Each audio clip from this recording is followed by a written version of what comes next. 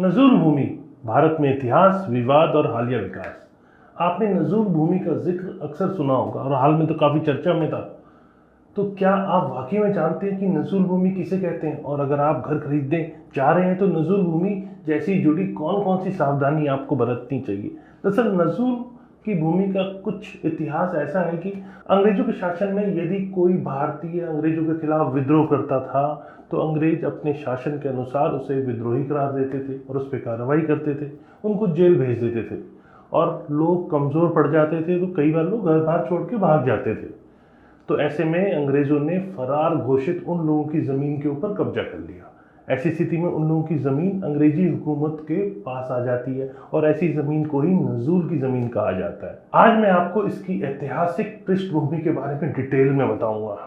नज़ुल भूमि की विशेषताएं बताऊंगा, हालिया विकास जो उत्तर प्रदेश में नज़ुल भूमि का जिक्र हुआ है, जो विधेयक आया था उसमें क्या विवाद हुआ, क्या विरोध हुआ और विधेयक के खिलाफ मुख्य जो ऑब्जेक्शंस आए वो क्या क्या आए, सरकार का दृष्टिकोण इस पे क्या है, ताज़ा घटनाक्रम जो है इसकी पूरी डिटेल में इंफॉर्मेशन दूंगा और नज़ुल भूमि पर जो डिफरेंट ओपिनियंस हैं वो आपको बताऊंगा। लास्ट में कंक्लूड करूंगा कि आखिर नज़ुल भूमि क्या है और आपको इस पे क्या करना चाहिए। नज़ुल भूमि भारत में विशेष रूप से उत्तर प्रदेश जैसे राज्यों में, वैसे तो ऑल ओवर इंडिया होता है लेकिन उत्तर प्रदेश जैसे राज्यों में ज़्यादा मात्रा में ये पाई जाती है। कई दशकों से इसका एक इतिहास जो है वो विवादग्रस्त रहा है। नज़ुल भूमि शब्द का अर्थ उर्दू के नज़ुल से लिया गया है जिसका अर्थ गिरना या उतरना होता है। इंडिपेंडेंस के बाद भारत सरकार ने बड़ी मात्रा में नज़ुल भूमि की जो ज़मीन होती है वो अक्सर लोगों को वापस कर दी, पर कई जगह पर ऐसा था कि रिकॉर्ड नहीं मिला या कईयों ने रिकॉर्ड दिखाया तो वो जस्टिफाइड नहीं था। ऐसी ज़मीन गवर्नमेंट के रिकॉर्ड के अंदर आ गई, मतलब वो ज़मीन नज़ुल के अंदर कर उससे रखा गया। लंबे समय बाद ऐसी ज़मीनों का इस्तेमाल जनहित कार्यों के लिए किया जाने लगा, जैसे कि पार्क या नगर पालिका के अंदर, नगर पंचायत के अंदर, ग्राम पंचायत के अंदर या फिर स्कूल, हॉस्पिटल आदि जैसी चीज़ें बनना। साथ में खेती के लिए भी ऐसी ज़मीन को यूज़ में लिया जाने लगा जिसे कि हम नज़ुल भूमि कहते हैं। इसे अक्सर निजी व्यक्तियों या संस्थाओं को पट्टे पर दिया जाता है। नज़ुल भूमि का प्रबंधन और उसका उपयोग कानूनी विवादों, राजनीतिक विवादों और सोशल इकोनॉमिक जो चैलेंजेस हैं उसका स्रोत रहा है। विशेष रूप से शहरी क्षेत्रों में, मतलब जो अर्बन एरियाज है उनमें ऐसी भूमि ज़्यादा मात्रा में होती है। इसको और डीप में समझने के लिए मैं आपको थोड़ा हिस्टोरिकल इसका बैकग्राउंड बताता हूँ। नज़ुल भूमि की अवधारणा ब्रिटिश औपनिवेशिक युग से जुड़ी हुई है। 1857 के भारतीय विद्रोह के बाद ब्रिटिश क्राउन ने ईस्ट इंडिया कंपनी से भारत के प्रशासन को अपने हाथों में ले लिया। इस पूरे घटनाक्रम के अंदर कई हिस्सों में बड़े भूभाग जो पहले मुगल शासक के पास होते थे या स्थानीय नवाबों के स्वामित्व में थे, क्राउन को हस्तांतरित कर दिए गए। वो सारी प्रॉपर्टी ट्रांसफ़र हो गई क्राउन के पास। ऐसी भूमियों को नूज़ल संपत्ति के रूप में जाना जाता है। मतलब किसी भी टाइप का विद्रोह, चाहे वो मुगल शासक हैं या स्थानीय नवाब है, जो अंग्रेज़ों को लगता था कि ये गलत कर रहे हैं तो उनकी ज़मीन कहीं हद तक अंग्रेज़ों के पास आ जाती थी। और इंडिपेंडेंट के बाद जो नूज़ल का एक्चुअल ऑनरशिप है वो राज्य सरकारों को ट्रांसफ़र कर दिया गया। वैसे इन भूमियों का जो मैनेजमेंट है कि उसका क्या उपयोग होगा ये हमेशा से डिस्प्यूट में ही नज़र आया है। हमेशा लीगल उसका यूटिलाइजेशन बेटर ढंग से नहीं हो पाया, इसी कारण से ये ज़मीन हमेशा चर्चाओं में रही। हम बात करें 1956 की तो नूज़ल ट्रांसफ़र के नियम बनाए गए, क्योंकि इसको किस तरह से बेटर वे में किया जा सके उसको लेकर 1956 में नियम बनाए गए।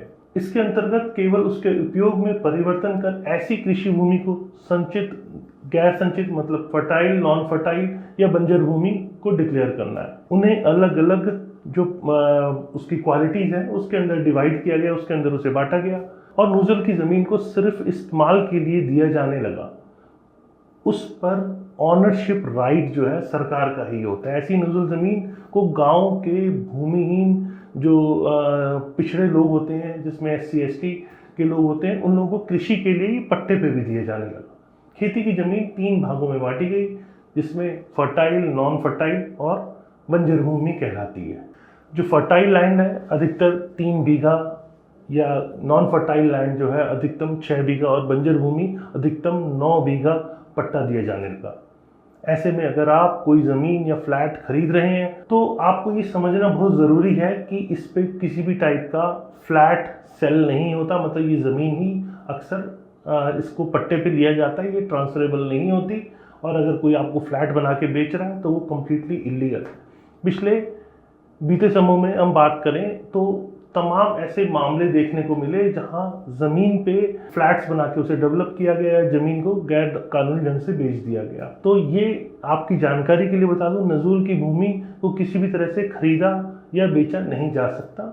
ये एक्चुअल में वो जो इंडिपेंडेंस के अंदर जो हमारे भागीदार हैं, जो हमारे स्वतंत्रता सेनानी हैं, ये ज़मीन उनकी है। इस ज़मीन पे बनी हुई इमारत में फ्लैट खरीदा या बेचा जाना बिल्कुल ही गलत है। अगर कोई ऐसा कर रहा है तो वो बिल्कुल गलत कर रहा है। ऐसी ज़मीन खेती के लिए ही नहीं, तो ऐसी ज़मीन को मतलब खरीदा बेचा नहीं जा सकता, ये सिर्फ पट्टे पे दी जाती है। नज़ूल भूमि की क्या कैरेक्टरिस्टिक है, थोड़ा इसको समझाता हूँ तो आपको डिटेल में धीरे धीरे चीज़ें समझ में आएंगी।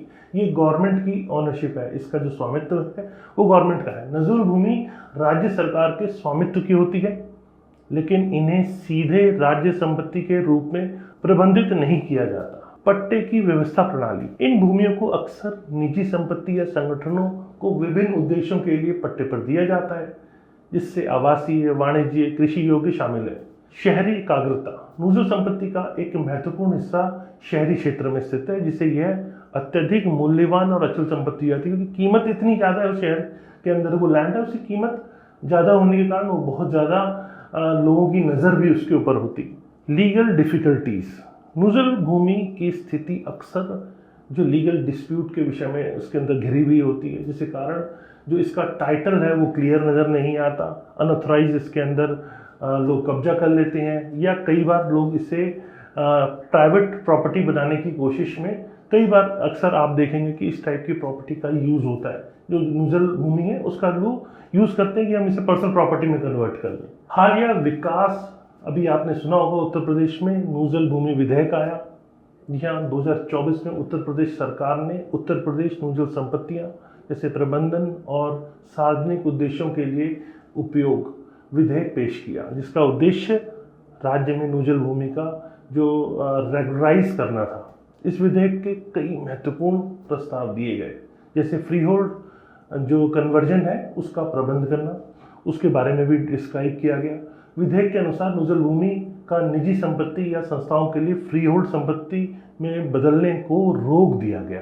मतलब उसमें ये क्लियर किया गया कि ये इस टाइप से पर्सनल प्रॉपर्टी में या किसी ऑर्गेनाइजेशन के पास फ्री होल्ड करके ये नहीं जा सकती। चल रही कार्रवाई की रद्दीकरण, किसी भी न्यायालय में अगर कोई कार्रवाई चल रही है नज़ूल भूमि को लेकर, तो निजी स्वामित्व जहाँ ट्रांसफ़र होता हुआ नज़र आ रहा है तो वहाँ उन एप्लीकेशंस को खारिज कर दिया जाना। मतलब गवर्नमेंट नहीं चाहती कि वो ट्रांसफ़र किसी भी पर्सन के नेम पर हो। रिफंड प्रोविज़न, क्या अगर कहीं पर भी ये इंटेंशन नज़र आ रही है कि ये टाइटल को पर्सनल करने के लिए, इसकी ऑनरशिप को चेंज करने के लिए किया गया है, तो ऐसे में रिफंड अथॉरिटी उस मनी को कर सकती है। मतलब गवर्नमेंट उससे रिफंड करेगी और साथ में इंटरेस्ट के साथ भी पैसा वापस करेगी। ये भी प्रोविज़न इसके अंदर रखा गया।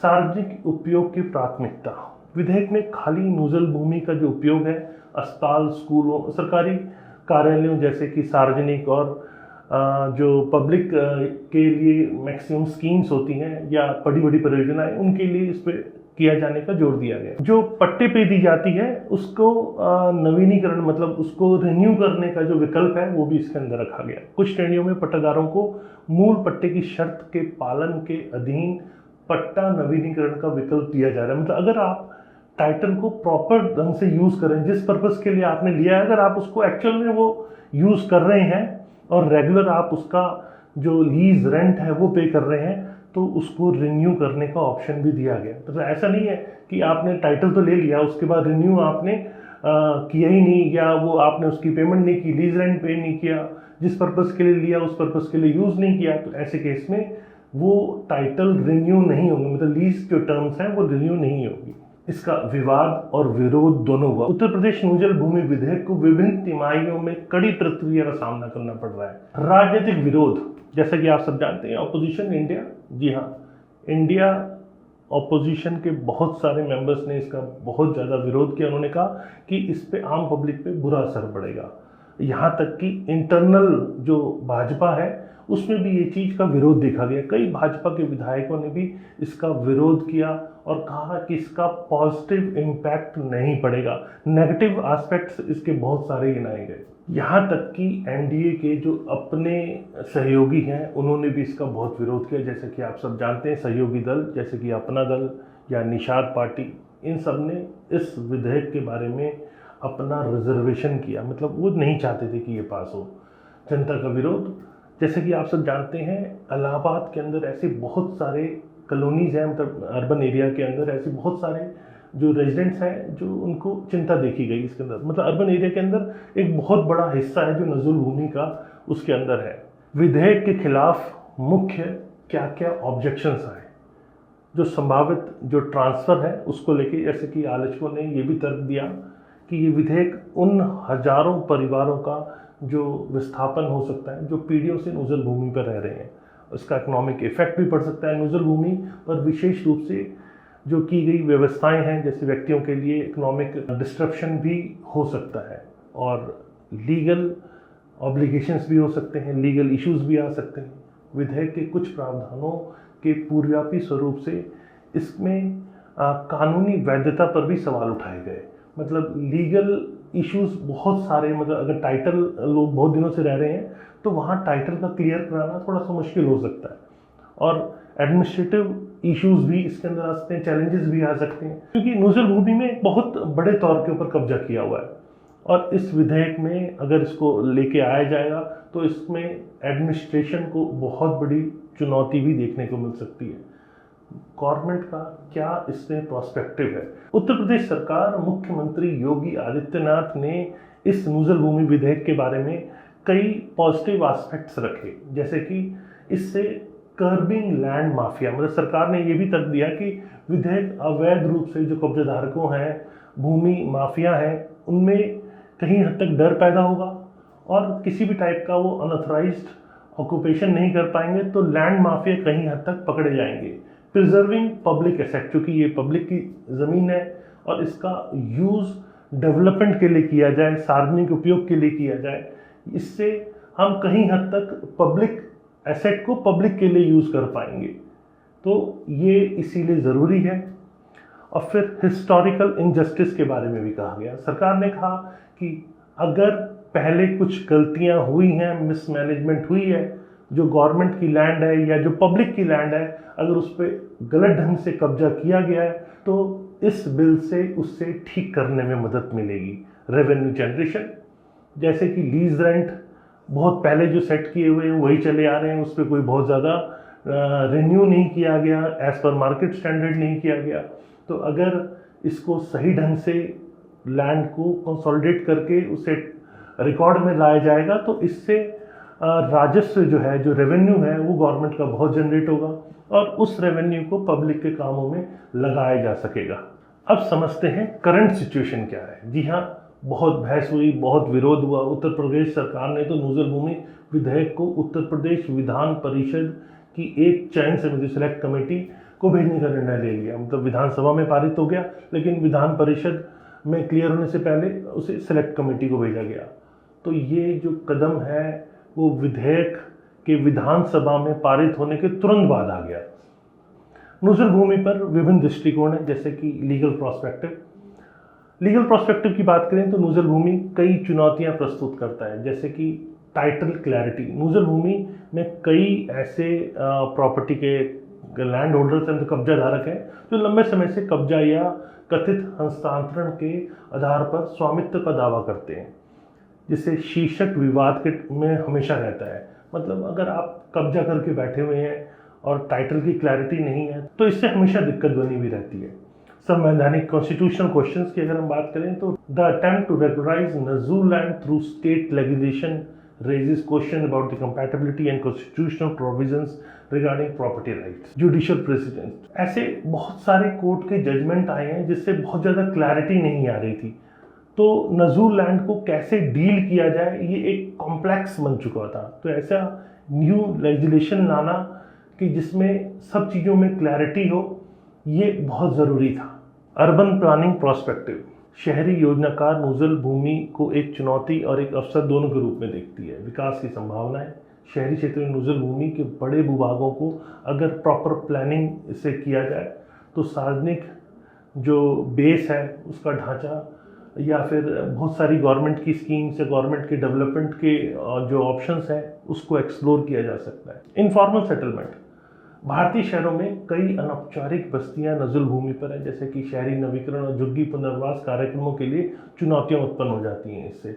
मतलब पूरा का पूरा एरिया ही आपका कब्जा किया हुआ है, नज़ुल भूमि में पूरा पूरा शहर बसा हुआ है या कॉलोनी बसी हुई है, झुग्गी या काफ़ी सारी उसके अंदर है। ये सब चैलेंजेस हैं इसके अंदर। लैंड यूज ऑप्टिमाइजेशन, अगर आपको शहर को डेवलप करना है तो आपको जो गवर्नमेंट की लैंड है या नज़ुल भूमि जो है उसका बेस्ट यूटिलाइजेशन करना बहुत ज़रूरी है। सामाजिक आर्थिक दृष्टिकोण, अब समझते हैं सोशल इकोनॉमिक जो प्रोस्पेक्टिव है उसको। यह नज़ुल भूमि नीतियों के सामाजिक आर्थिक प्रभाव महत्वपूर्ण है, जैसे कि गरीबों के लिए आवास। कई निम्न आय वर्ग परिवार नज़ुल भूमि पर अनौपचारिक व्यवस्थाओं के मध्य में सस्ती आवास जो लोकल कॉलोनाइजर हैं अपने फ़ायदे के लिए वहाँ लोगों को नज़ुल भूमि पे भी रीजनेबल रेट पे प्लॉट बेच देते हैं। उनको पता नहीं होता तो वो प्रॉपर्टी उनके पास आ जाती है, वो समझते हैं हमने प्रॉपर्टी खरीदी है, लेकिन एक्चुअल में उसकी ऑनरशिप नज़ुल भूमि कहलाती है। और इकोनॉमिक एक्टिविटी, ऐसी भूमि पर कई छोटे व्यवसाय और जो बिजनेस हैं वो एस्टैब्लिश हो चुके हैं, यहाँ से चल रहे हैं, तो ऐसी भूमि पर उनका भी एक अच्छा खासा योगदान है।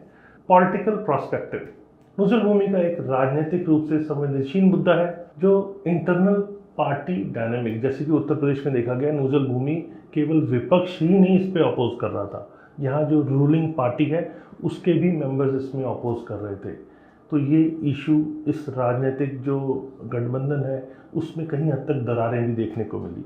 एडमिनिस्ट्रेटिव प्रोस्पेक्टिव भी समझते हैं, जो एडमिनिस्ट्रेटिव अधिकारी हैं वो नज़ुल भूमि के प्रबंध को कई तौर से चुनौतियां देखते हैं, जैसे कि रिकॉर्ड कीपिंग।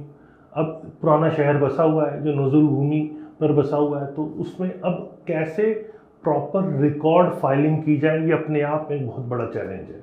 फिर इन्फोर्समेंट, प्रवर्तन, जो नज़ुल भूमि है उस पर किसी भी तरह से अतिक्रमण या अनाधिकृत उपयोग को रोकने के लिए निरंतर निगरानी रखने की भी ज़रूरत होती है। ऐसा नहीं कि लैंड है तो छोड़ दिया, उस पर रेगुलर निगरानी रखने की भी ज़रूरत है।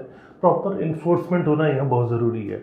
रेवेन्यू मैनेजमेंट, जो प्रॉपर्टी लीज पे ली आपने, पट्टे पर ली, उसकी जो रेंट है, अगर लीज रेंट के बारे में बात करें तो वो नज़ुल भूमि के जो विभिन्न फाइनेंशियल प्रोस्पेक्टिव है वहाँ पर उसको मैनेज करना, और उससे अक्सर जो विवाद होते हैं और टाइटल को लेके अक्सर जो इरेगुलरिटी नज़र आती है, टाइटल क्लैरिटी में दिक्कत नज़र आती है, वहाँ लोगों को, एडमिनिस्ट्रेशन को थोड़ी सी दिक्कत भी इसके अंदर दिखती है। तो ये तो था नज़ुल बिल। जी हाँ, इससे सोशल, इकोनॉमिक, पॉलिटिकल, एडमिनिस्ट्रेटिव जैसी बहुत सारे इश्यूज यहाँ देखने को मिल रहे हैं, और पॉलिटिकल में खुद रूलिंग पार्टी के ही विधायक उसका अपोज कर रहे हैं, अपोजिशन पार्टी तो अपोज कर ही रही है।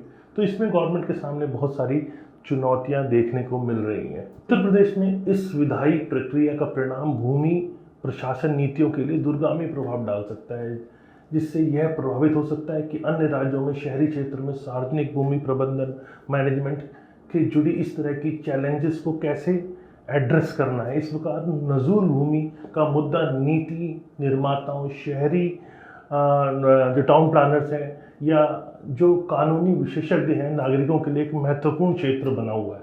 देखते हैं आगे क्या होता है। कैसा लगा आपको वीडियो? अगर वीडियो पसंद आया तो लाइक, कमेंट, शेयर करना ना भूलें, और फ्यूचर में और रेगुलर ऐसे इन्फॉर्मेटिव वीडियोस देखने के लिए मुझे सब्सक्राइब करें। नमस्कार एंड जय हिंद।